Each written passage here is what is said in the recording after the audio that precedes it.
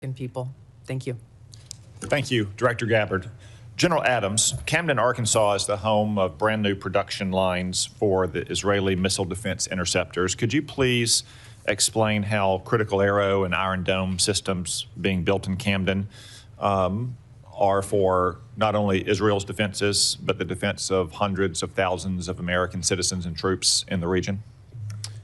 Chairman Cotton, thank you for that question. And I have to say that the Arrow system and the Iron Dome system are critical defensive systems that prevent adversary power projection from impacting the targets in the friendly areas in Israel. The Arrow system itself is the high altitude, primarily against MRBMs, and it's proven to be very, very effective against those systems.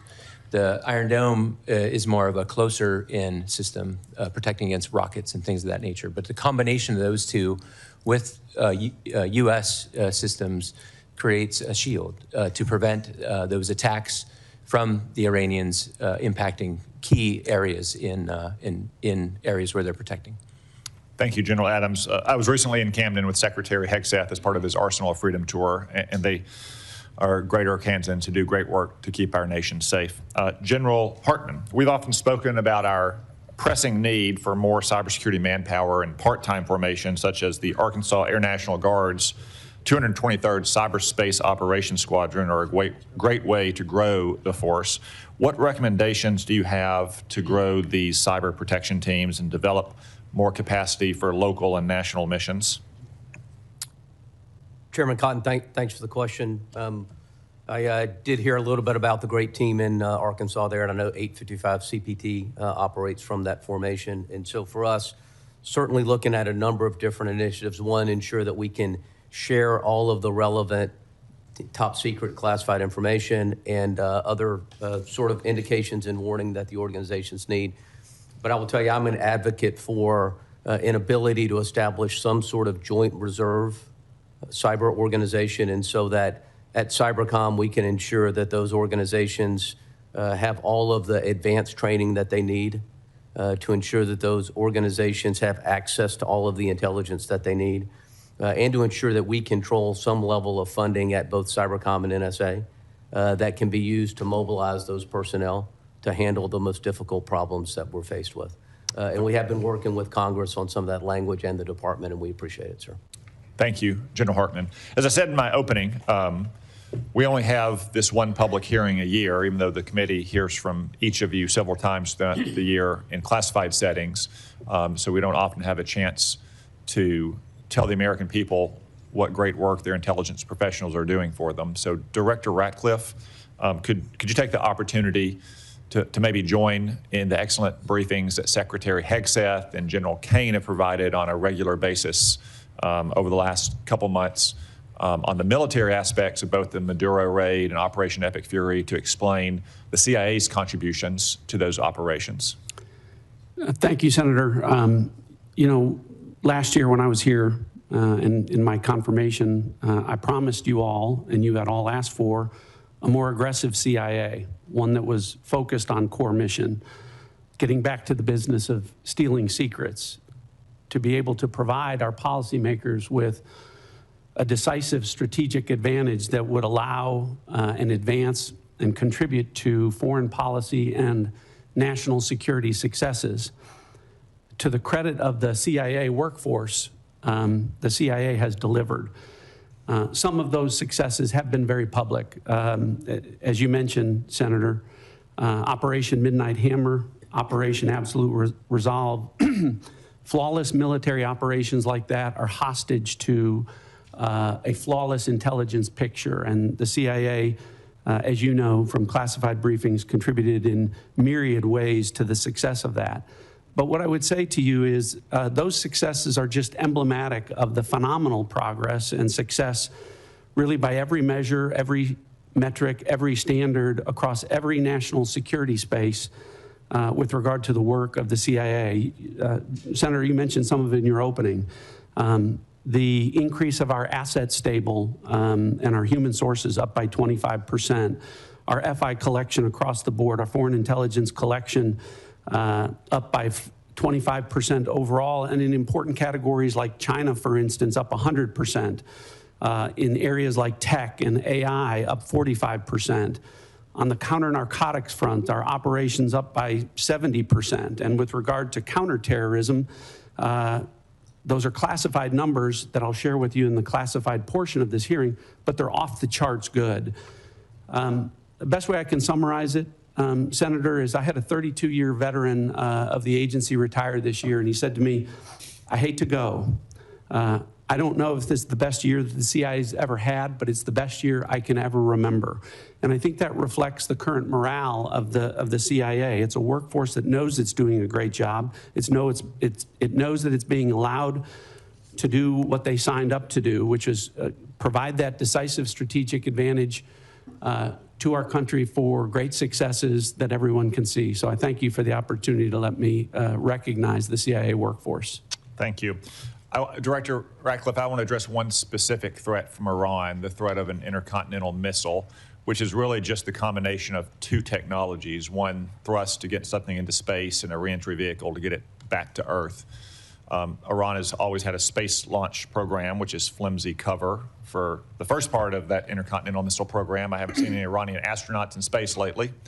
And second, they have medium-range ballistic missiles, which already have a reentry vehicle. So if you crudely married those two technologies together, I've heard some analysts say that Iran could have had a functioning intercontinental missile to threaten the United States in as few as 6 months. Would you agree with that assessment? Well, you're right to be concerned about Iran's development of longer-range ballistic missiles, Senator. If Iran were allowed to develop at the IRBM ranges, which is 3,000 kilometers, it would threaten most of Europe. And yes, as you mentioned, we know that Iran is gaining experience in these larger, more powerful booster technologies through its so-called space launch vehicle program. If left unimpeded, yes, Senator, they would have the ability to range missiles to the continental U.S. It's one of the reasons why degrading Iran's missile production capabilities that is taking place right now in Operation Epic Fury is so important to our national security. Thank you. Vice Chairman. Thank you, Mr. Chairman. Director Gabbard, the whole country knows that you were recently involved in an FBI operation to seize ballots in Fulton County, Georgia. Yet this was despite the fact that the warrant showed no foreign interference or nexus. Matter of fact, the warrant was based entirely on conspiracy theories that have already been examined and rejected repeatedly. Now, where is the authority for you to involve yourself in a domestic law enforcement activity? Thank you, Vice Chairman. I appreciate the question. As you know, I've addressed every issue you've raised in detail in a letter, but I'm grateful for the opportunity to do it in this forum. As you stated, Congress provided by statute, ODNI, with the responsibility of election security and counterintelligence in 2021. As you also know, ODNI has purview and oversight. I know the history very well, but could you just I am addressing the question. ODNI also has purview and overview over two domestic-related agencies, the Department of Homeland Security and the FBI, both of which have purview over election security responsibilities to ensure the integrity of our elections. I want to correct one of your statements that you've made multiple times, which is false. I did not participate in a law enforcement activity, nor would I, because that does not exist within my authorities.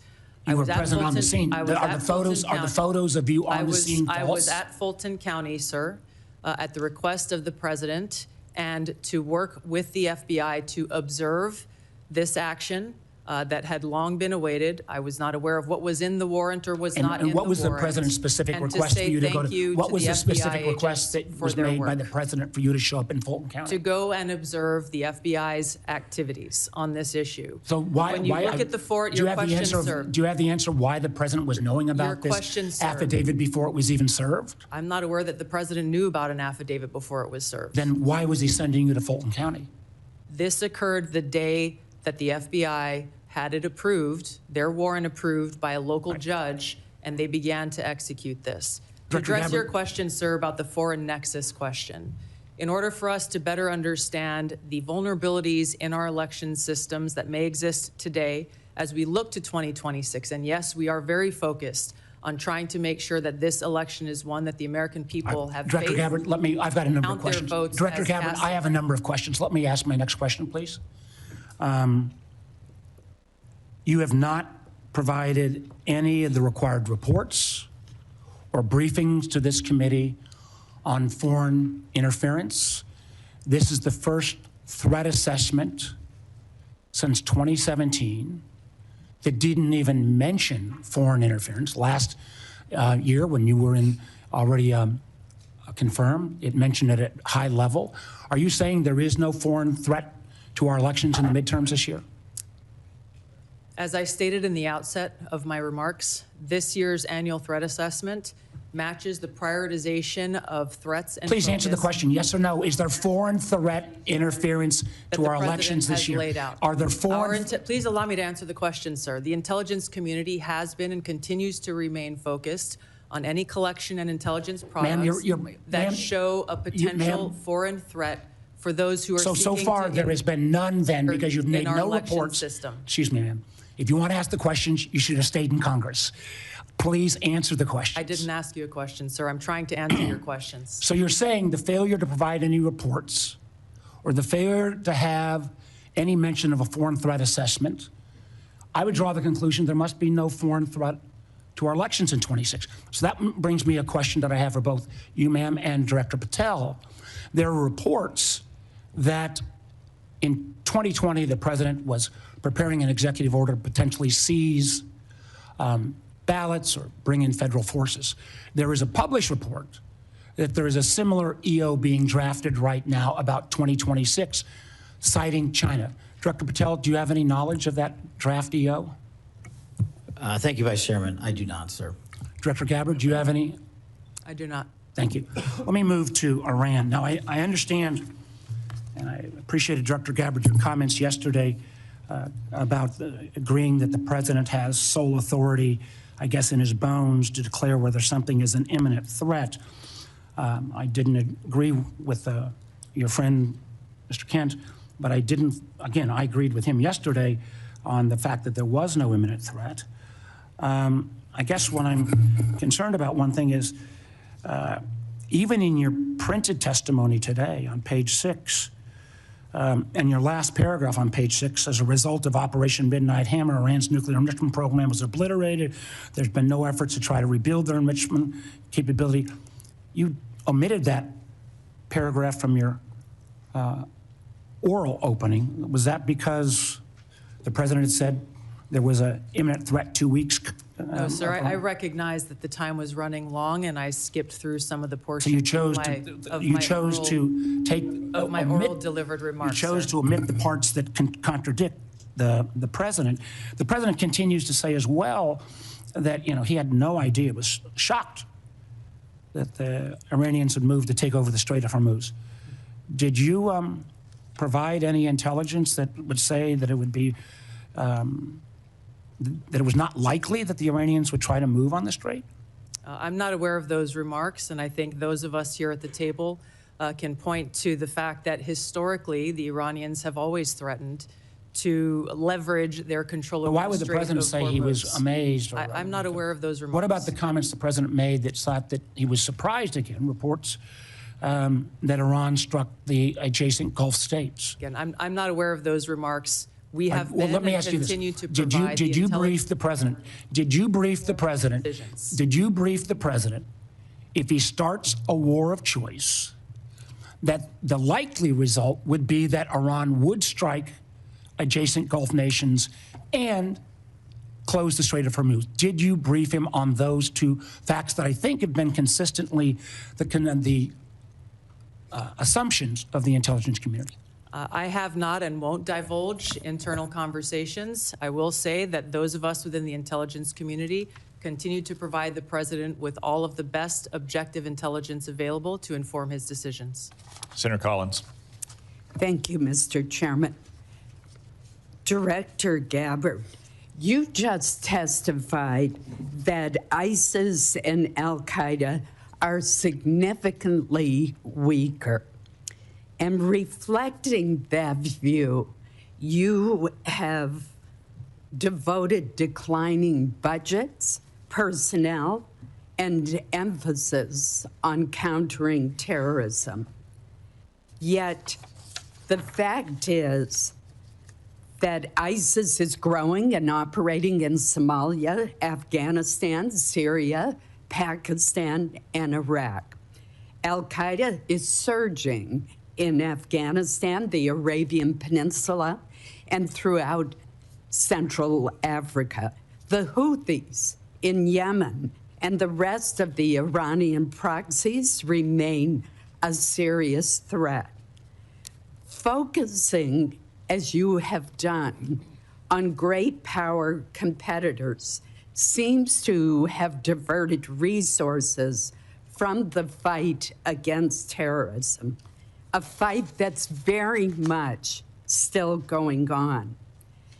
As I have said repeatedly, it is terrorists who want and can kill Americans today. We've just seen the terrorists in Michigan attacking the synagogue.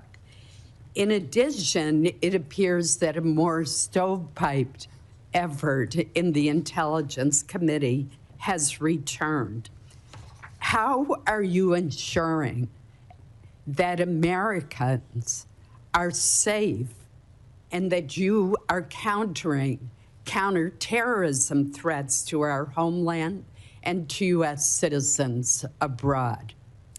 Thank you, Senator Collins, for your question and the opportunity to clarify the comments in my opening statement.